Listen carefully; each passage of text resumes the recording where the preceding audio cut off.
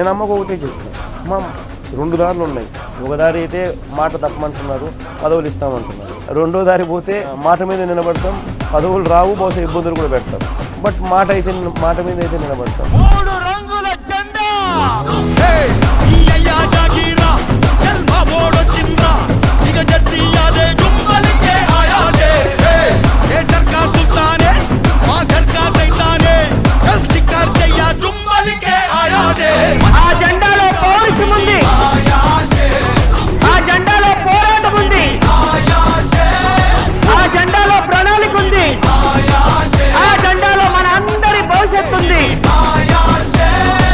ఎమ్మెల్యేలో మంత్రుల్లో వైఎస్ఆర్ కాంగ్రెస్ పార్టీలో ఎవడూ శాశ్వతం కాదు. ఈ వైఎస్ఆర్ కాంగ్రెస్ పార్టీకి పర్మనెంట్ ఇద్దరే.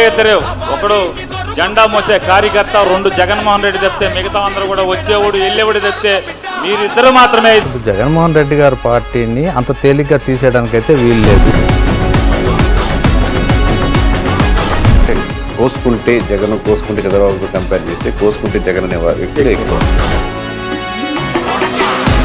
గత 25-30 సంవత్సరాల్లో ఇప్పటి వరకు ఏ పార్టీతోనూ పొత్తు పెట్టుకొని ఏకైక పొలిటికల్ ఎంటిటీ ఎగ్జిస్టెన్స్ పార్టీ ఏదైనా ఉంది అంటే అది ఒక్క వైఎస్ఆర్సీపీ మాత్రం.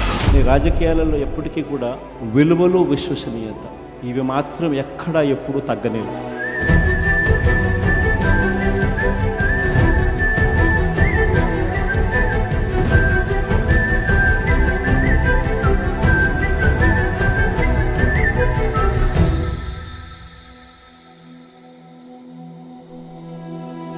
అసలు నన్ను అడిగితే తెలుగుదేశం వాళ్ళకు కూడా గుండె మీద చేసుకొని చెప్పమను, ఆయన చేసిన పథకాలు బాగలేవని చెప్పమను.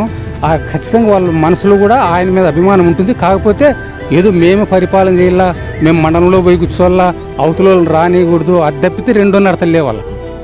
కాబట్టి వాళ్ళ మనసులో కూడా ఉంటుంది. దమ్మల మీద చేసుకొని మొగోడు ఎవడని చెప్పమని ఆయన చేయలేదు. విలువలు, విశ్వసనీయత అన్న దానికి మాత్రం పెద్ద పీటీ వేశారు. వైఎస్ఆర్ కాంగ్రెస్ పార్టీ బ్రతుకుతుంది.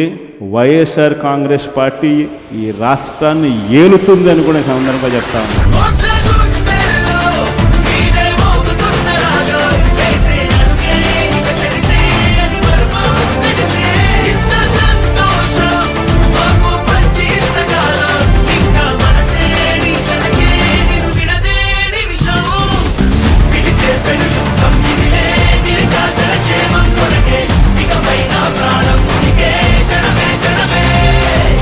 ఎవరు కూడా వైఎస్ఆర్ కాంగ్రెస్ పార్టీకి సంబంధించిన ఏ కార్యకర్త వెంటికి కూడా పీకలేడు అని చెప్పి